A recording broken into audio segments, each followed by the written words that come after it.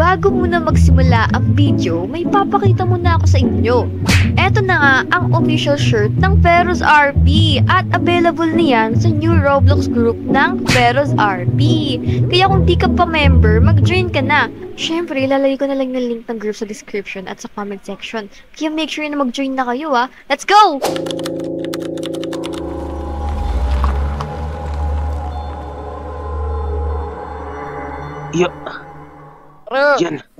Yan yung bahay ng pamilya Pilay.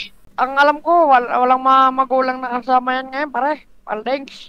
Eh di mas maganda yung mga anak nila yung babawian natin. Oo, syempre. Pagsigang. Laki-laki ng bahay, walang pang utang. Dadamot ng mga to. Tara. Oo. Buti na lang wala si Mami at Daddy. Ang saya-saya tuloy natin. Kapag andito sila, pipigilan tayo nun. Ano yun? Ala, baka umuwi na si Daddy, pati si Mami. Ala,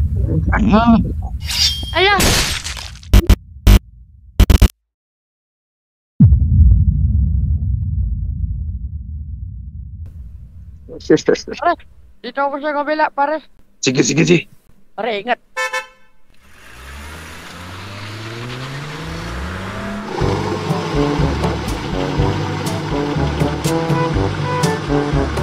Grabe talaga tong mga pinapanood ko na documentary. Nakakatakot. Ate! Uy, Kyrie. Ba't ngayon ka lang? Anong oras na? Ano kasi, pumunta ako sa mall, pumili ako na itong hoodie. Hoodie na naman. Ikaw talaga, nahihilig ka na sa mga ganyan. Tignan mo, nagluluto kami dito ng ano. Ayun niluto ni Dan. Ano to? Palabasang may ngipin. Ate, di ko to niluluto. Inuukit ko yan, di ba kasi Halloween na bukas. Decoration yan natin. Ay, kala ko pagkain natin. Ay, mga pala ate. Ano yung sinasabi mo kaganina na napanood mo? Na napapasabi ka pa ng gratis? Narinig niyo pa yun? Ito kasi yung pinapanood ko. Ano to? True story to. Panahong 1994 pa siya. Ah, Ano naman meron dyan, ate? Ito yung tatlong magkakapatid na pinatay. Massacre, ate, ganun? Oo. Ang sabi dito sa storya na to, may dalawang lalaki na pumunta sa bahay nila kasi nga wala yung mga magulang ng tatlong magkakapatid. Mayaman sila. So, alam mo na mga ginawa ng masasamang tao nun. Pinasok nila yung bahay. Tapos, yun nga, doon na nangyari yung masamang intensyon nila. Ang pangalan ng pamilyang to is Pilay. So, pinangalan na siyang Pilay Massacre. Yun yung pangalan ng documentary. Ate, ba't Pilay? Ano yun? Pilay ba sila? Hindi. Yun yung apelyido nila. Alam mo naman, yung mga panahon daw yun, yung Pilay family daw yung pinakamayaman. So, marami talagang nagtatangka. parang pares lang pala ng pinapanood ko yung pinapanood mo. Pero- Yung aking kasi pangalan niya, Baliko Family. Ay! Parang iba ata yun. Di ata based on true story yun, nak. Good ending. Autistic yung tatay niya, tapos yung trabaho ng tatay niya, delivery rider. Baliko Family. Ate, tignan mo, yung gripo bigla-biglang bumubukas. Danjan, pakasira yung gripo natin.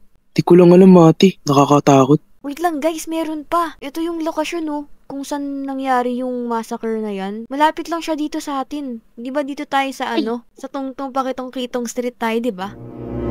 Ay ate, alam ko yan kung saan yan. Saan? Sa Barangay Bading.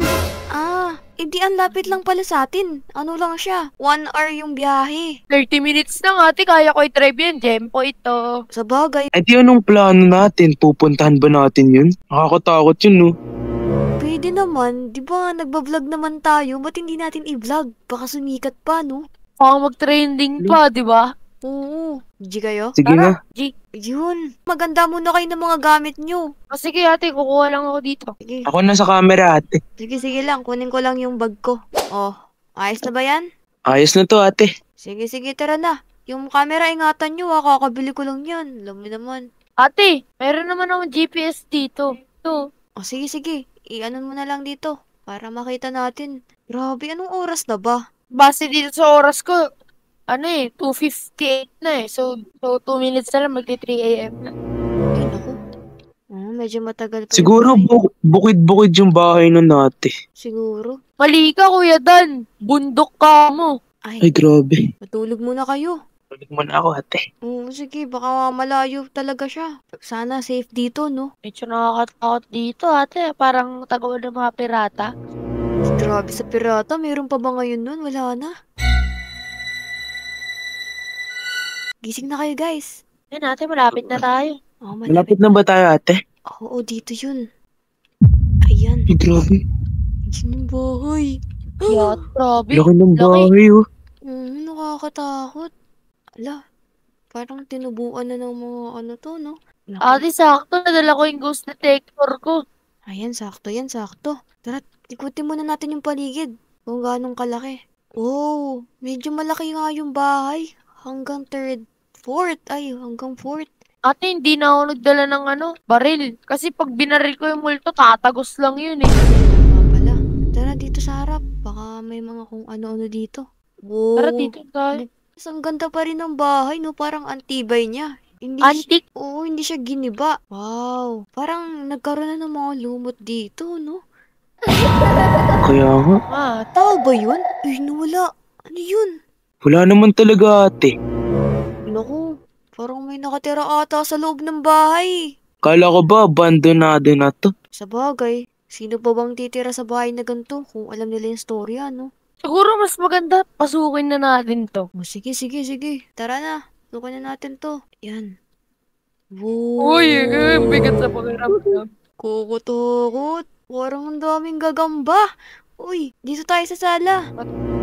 Wow, bukas pa din Bigat sa yung... pakiramdam. Tita mo, may apoy pa din. Ito yung mga sign na yung mga pinagbagsakan nila, ito. Oo, dito sila. Nakakaramdam ako parang may tatlong magkakapatid na nakatingin sa atin. Ay, naku. Ikaw naman, huwag ka naman mangganyan. Nakakatakot. Pero buti na lang malinis na siya ngayon, no? Kasi kung dito nilinis, malamang nandito pa din yung mga... Uy! Ano yun? Uy, ate, natatakot ako. Ano yun? Nakita niyo ba yun? Oo. Parang ang bilis, no? Ate, punta tayo sa second floor. Parang hindi nila tayo welcome sa first floor. O sige, doon tayo sa taas. Nakakatakot naman. Uy! Ayan na naman!